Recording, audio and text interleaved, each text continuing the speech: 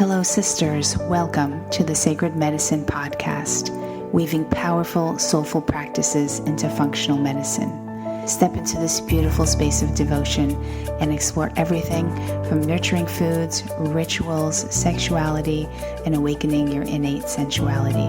It is time to own your radiance. This is the Sacred Medicine Podcast.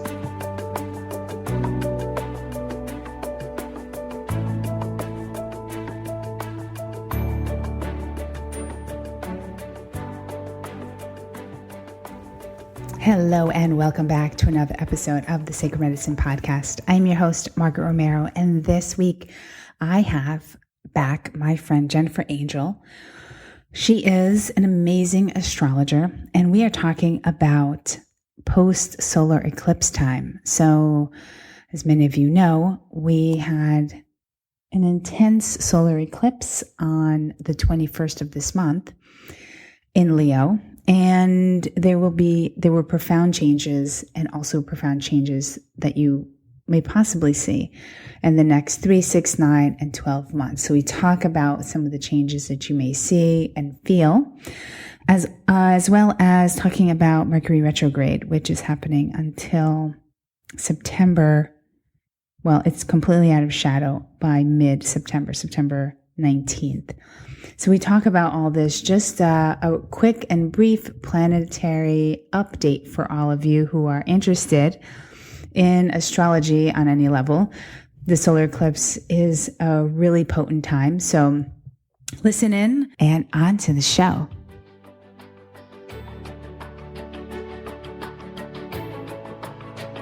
Hello and welcome back to another episode of the Sacred Medicine Podcast. I am your host, Margaret Romero, and today I have Jennifer Angel. She is the amazing astrologer that I had, it's been at least a couple of months, and we are talking about what to do around the solar eclipse, Mercury retrograde, and I believe another retrograde is just coming out. I believe today as we're recording this. So just wanted to update you all on, because I've been kind of reeling around the solar eclipse time, and Jennifer is here to help us as to sort of what to look for in the next several months. So Jennifer, thanks so much for being here. Hi, Margaret. It's lovely to be back. And it's certainly a very intense time when the eclipses are. The lunar eclipse, which we had a few weeks ago, the lunar eclipse is effectively a full moon. So the sun and the moon are opposite, and it's like a supercharged moon. And, you know, what most people have been talking about is this solar eclipse, because it's a full solar eclipse. I actually saw it here in California, so it was pretty amazing. Some of my clients went up to Oregon to actually camp it out. Intense. So I'm waiting to hear about that. That's sort of amazing. I would have loved to have done that.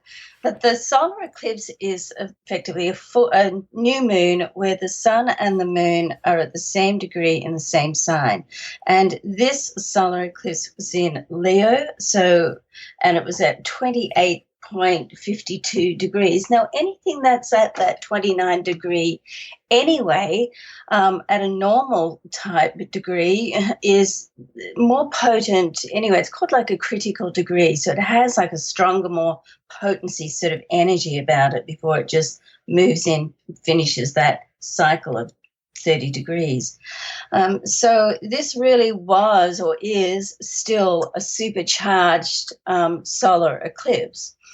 And they can be, the events that happen around an eclipse are generally more significant. They can be like fated and often just unexpected, just comes out of the blue. And because it's in Leo is like the sort of go big or go home type energy and sign. So leading now to the days after that, because it was on the 21st, and the 7 to 10 days either side of the eclipse is more significant. That's like the really potent energy. Now, if it's before, keep in mind that as the moon is leading up to the full moon, or leading up to the new moon, it's still waning, okay? So it's diminishing. So that's a better time to get closure on things. So even though it's potent, you may like finish a relationship or close a business deal, or, just sometimes you don't even have to do anything physically. Sometimes it can simply be like an attitude change, because that saying, if you change your attitude, you can change your life. Right. And so that's sort of very relevant. You can get, depending on where it is in your solar chart and also in your natal chart, it can be relevant to the different areas of your life, because the house system sets the areas of your life. Now, if it's this 7 to 10 days after, then that's when it's really potent. So you want to sort of watch the people that you meet, the situations, the coincidences, changes that you're making, and really try to get the most of it, particularly as it's in that big Leo energy, is to put out into the universe your intention of what you want in your life, what you want to attract. Now, there's a difference here about putting out what you don't want and what you do want, because when you think about it, often they're the same thing. You might say, well, I don't want another relationship that someone didn't commit, or someone did this, or I want to get out of debt. If you change that around, it's always more powerful, to say, well, I want to be prosperous, rather than out of debt, and so on. So you put it in the positive and send it out. It goes out on a higher vibration in that sense. So it's really important to get in touch during this period, because particularly over this weekend, we're still in that like real power point. Get in touch with what you really do want in your life, your intention, no matter how big or unrealistic it seems to be. Just like try not to think about the how so much, like just put the passion and the energy and the intention out there. Okay, great. But the eclipse energy, it's like more powerful events can happen, more meaningful, more important, and longer lasting. The effect of an eclipse can last 3, 6, or even 12 months. So, in 6 months' time, we're going to have Leo will have a full moon, so the sun will be opposite. And then in 12 months' time, they're going to have their new moon again. So the eclipse energy, if you think, well, that passed me by, nothing really significant has happened in my life, well, it still can. Okay. Now, yeah, and it's the degree that it's at too. So you want to have a look at your natal chart and just see what you have in your chart that's sitting at around that 28 degree or 29 degree or close to it, like 3 degrees off either side. And that can have a significant impact on your chart, and depending on what area of life that's in. Now, if it falls on your rising, your ascendant, then that also can have a huge impact. And of course, if it falls on your birthday, that's sort of like fireworks happening, so and it's a time where things can just shift. It's like a real trigger. So it can really, if you've been feeling stuck, it can shift you out of one point and into the next point. So there's certain things that happen in the astrological chart which are like turning points in your life, and certainly a solar eclipse is one of those occurrences which can give you those turning points. But Margaret, even though a lot of this can be sort of fated and unexpected, it's still up to you to do something about it. And if it is fated and unexpected, and something occurs through someone else, something someone else has done, and you get that like domino effect, um, you can. It's a matter of how you go through it. That old thing about it's not what happens to you in your life, it's how you deal with it. Right, right. So, that's sort of relevant in this case. And the other thing that's relevant is sometimes you can just get opportunities, but it's still up to you to take control, take charge, recognize the opportunity, and do something about it. Otherwise it can just sort of pass you by. Okay, okay. So up until would you say 6 months or more, 12 months that we could see changes from the solar eclipse? You can see changes. The most changes I feel are 6 months, but it can be up to 12 months. And when you think about it, like in 6 months you have like the opposition.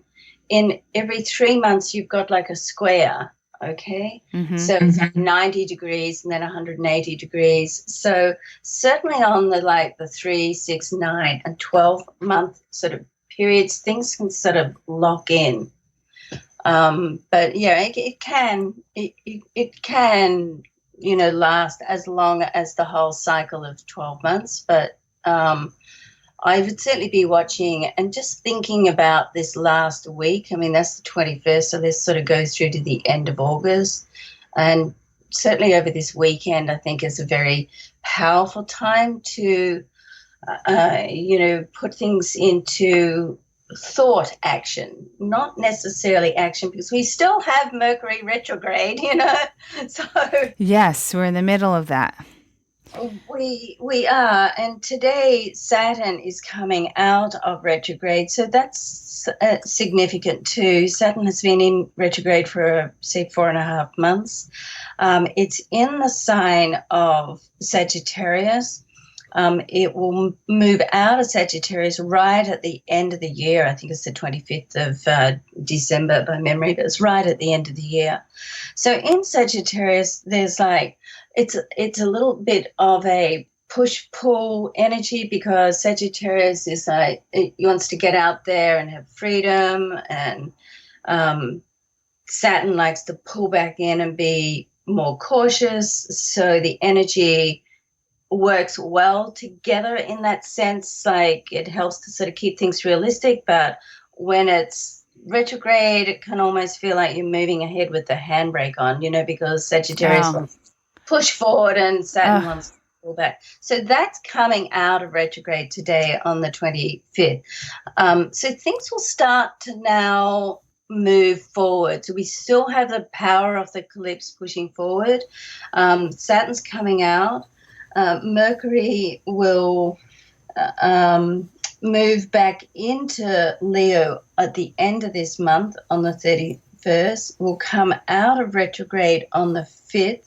Keep in mind that 3 days or so either side of the retrograde can be the most confusing or unsettling. So you want to leave it through till, at about the 8th, I would think. If I was signing a contract or presenting to a major client, I'd probably want to leave it until about the 8th, personally, The 8th, okay, good to know. Of September. And then it will move back into Virgo, where it's most happy because it's one of the signs that rules, so it's very comfortable energy. So that's on the 9th. So particularly, that 8th, 9th, when it's sort of on the cusp, is really, I think, quite a powerful time, because you've got the energy of Leo, which is, fantastic, bright, potent sort of energy. And then with Mercury moving back into the sign it rules, and more detailed, getting things together and making them real and putting them into action. So that, in my mind, is a sort of pretty powerful time. And then Mercury will conjunct with Mars twice, once in Leo and that's on the 3rd, and once and then again in Virgo on the 16th.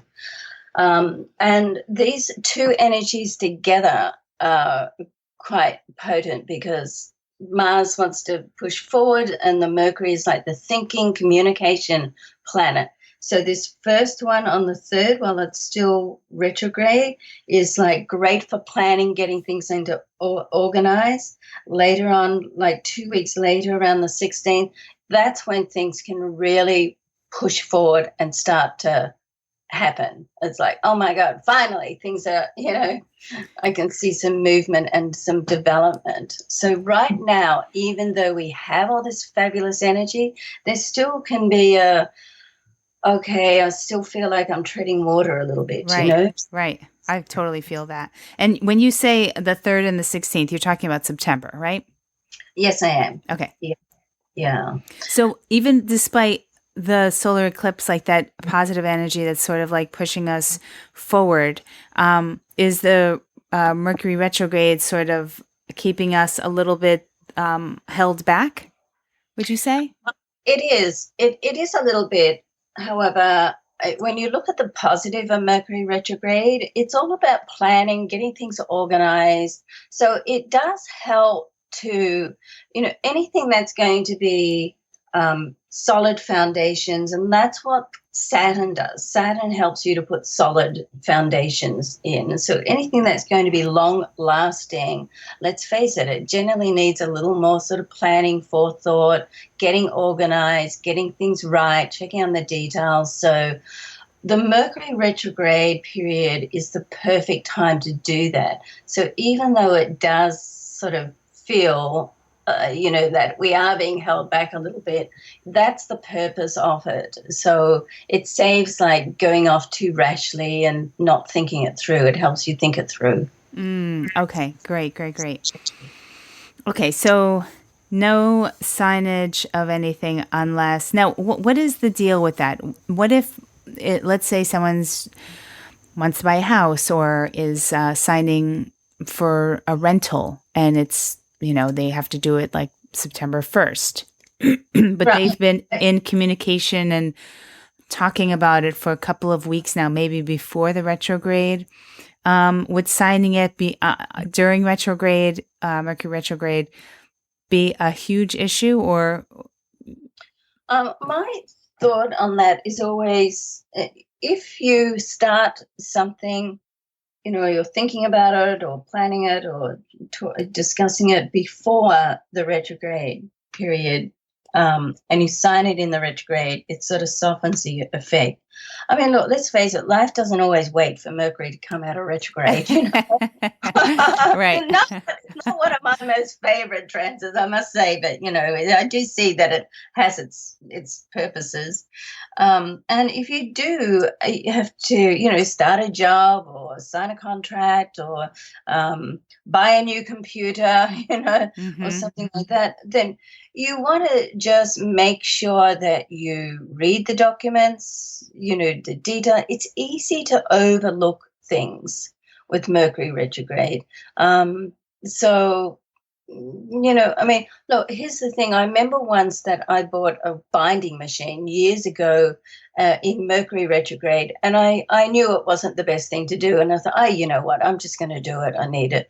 And it had like this handle thing that you pulled down. Now, I kid you not, every time it went Mercury retrograde, that handle fell off. And I had to get it and manually put it back, and then I wouldn't do anything about it. When Mercury retrograde passed, it would just fix itself. Okay. Now that's sort of pretty interesting. And I purposely went against it. I knew what I was doing, so I would prefer not to, but you just want to check the details, just double check everything, think it through, try not to make any rash decisions. Now, the other thing about Mercury retrograde is there's this period called the shadow period. So when it went retrograde in Mercury, it was 11 degrees. And so then it goes back in degree. It went back into Leo. It's going to come out of Leo, back into Virgo.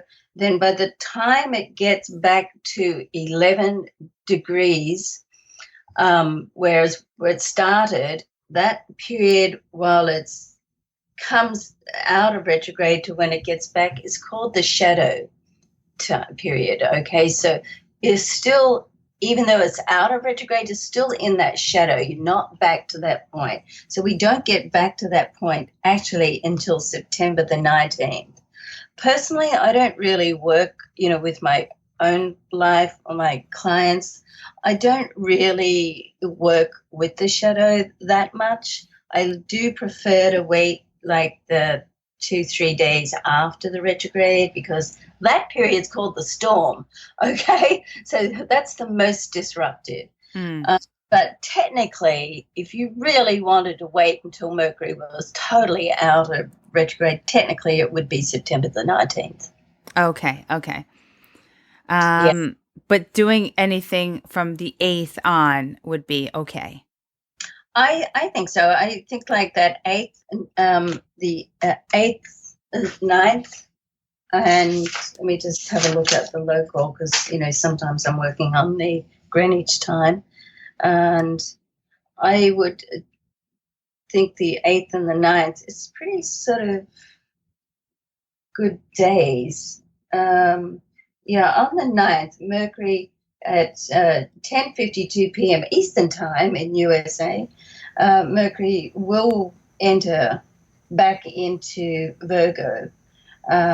So, the 8th, it's still in Leo, which I think is sort of pretty fabulous energy. And then on the 9th, it enters back in. So those days, and we're coming onto the weekend then too. Like the 8th is a Friday, Saturday's the 9th, and the Sunday the 10th. So over that sort of weekend, I think is sort of a great time to start really saying, okay, enough's enough. We've done all the planning. Let's move forward. Let's move forward with gusto, And then did you say 10:52 p.m. or a.m.?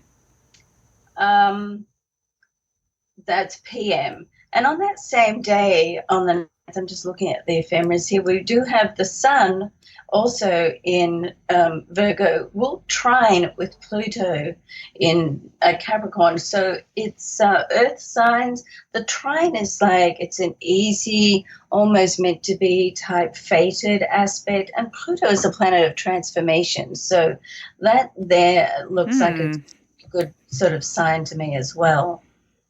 All right. And that's happening in the morning. And the moon will be in Aries, which, can make you a little bit impulsive, but this is going to be a good time to be impulsive. There's times that are not good to be impulsive. There's other times that, it sort of like triggers and pushes you forward in a positive way. Nice. Okay. So I would suggest to people to, try to work around those days if you can, of course, but just getting back to the eclipse, I would suggest to have a look at the degrees and the houses. If you know your time of birth, then you can work out your rising, and that sets the house system. And there are a number of free programs where you can just print out your wheel, your horoscope wheel. And then, of course, if you can't sort of figure it out yourself, you can always book a session with myself or another astrologer, Yes. I do actually have my wheel in front of me right now. I'm just kind of looking at it. It's, it's still hard to, it's intense to know how to read everything here. Yeah, it is. And it takes some time. I mean, I'm still looking at my own, and every time I look at it, I sort of pick something different up, I mean, chart work, takes time. You have to ponder it for a little bit, So let me ask you this. Okay, so let's say somebody does their chart. Typically, it comes with this whole thing on the bottom. It'll says your sun, and then it says natal, and then it has degrees, and then it says transit, and it has degrees. So when you talk about, when you were just talking about 28 or 29 degrees, am I looking at the natal part or the transit part? you're looking at the natal part, and then the transits. Then we look at how the natal is interacting with the transits. Okay. Yeah, I mean, it goes sort of one. It's both really, because if you've got like a 28 or 29 degrees in your natal chart, then it's going to bounce off, a transit in that as well. So right through this next period, anything that sort of bounces off that around that 28 degrees will be significant. And close to it, like 2 or 3 degrees either side. It doesn't have to be always exact. I have, okay, so like this one printed out, let's just say, I'm just looking at sun here. It says 26 Taurus, then it says 58. I'm assuming this is degrees, and then it has another number, 8, with a little symbol right after that. So is the 54 the degrees then? The first number after? Okay. Each zodiac sign is 30 degrees. Okay, so it's the 54. Once that gets up to the 60, it gets to another degree. So what degree did you say it was? So like my moon is 29. That's 29 the closest. So that's going to be a significant, and particularly as it is the moon. And where was the moon? Where Pisces. Is your moon? Pisces. Okay, so it's right. So that's going to be like significant. Any degree is that's close to it is going to be fairly significant. And then it brings in the house, and then it's how it's interacting with everything else as well. Oh, yeah, okay. Yeah. So it's very complex. It is complex, and because there's so many different layers. I mean, your three most significant parts of your chart or influences or vibrations are your sun. The sun is your character. That's your sun sign. Your moon sign, where your moon, when you were born, what sign the moon was in. That then becomes the way that you emotionally communicate or emotionally reflect and process. And then your rising, even though your sun is in Taurus, for instance, for you, Margaret, if you were born at sunrise, then your rising would also be Taurus.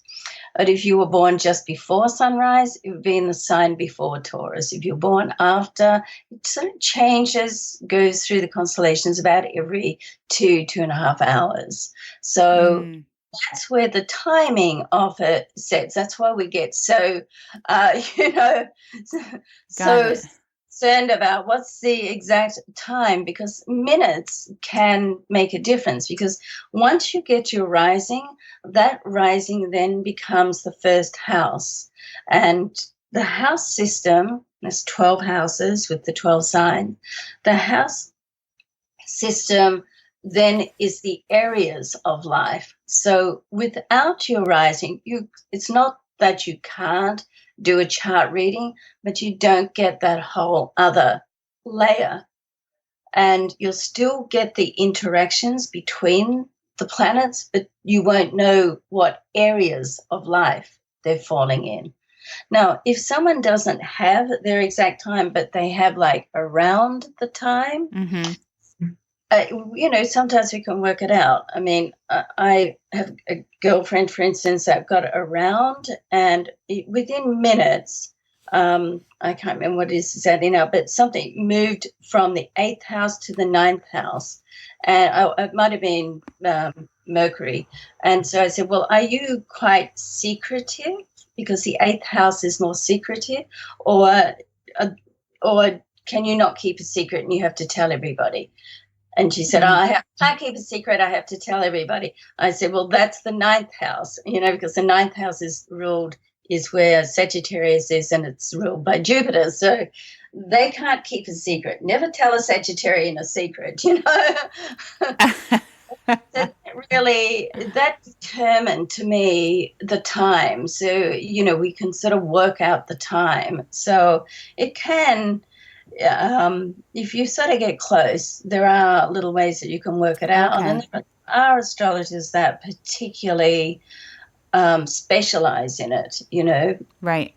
with events. And I don't particularly specialize in it, but, I can sort of work it out if it's close, generally. Great. So, yeah. All right. Well, do you think is that about wrap it up for? Yeah, I think so. And now, of course, we're leading up. The next one we'll do is Jupiter. We're leading up to this amazing time where Jupiter is going to move into Scorpio, and Jupiter's transit is about 12, 13 months. Each year it'll move, so it takes about 12, 13 years or so to go around your chart to get your Jupiter return. But and so that's happening in October, and then we'll have the Jupiter-Sun conjunction in October, which is meant to be the most amazing astrological connection between two planets for the year. My favorite is actually Jupiter and Venus, and that will be happening early November. So there's a really very interesting Jupiter Scorpio story coming up. Great. Well, I'll definitely have you back on so we can really dive a lot deeper into that. I'm excited to hear more about that. Yeah. All right, Jennifer, thank you so much for giving us this quick little update on how to handle, the post-solar eclipse energy that's here and Mercury retrograde as well. And we will talk to you soon. Thank you so much. Okay. Great. Thank you. You're welcome. All righty. Bye for now. Well, thanks so much for listening. If you are interested in learning more about Jennifer Angel and for all the show notes, head on over to margaretromero.com/episode 44. And I hope that you're able to kind of piece some things together. I know that it's really a beautiful time to step into something that you've really been desiring, though you may feel a little pushback from the Mercury retrograde. But once that's over, I think you should be ready for going full steam ahead. And hope you enjoyed that. And I will speak to you next week. Love and big hugs.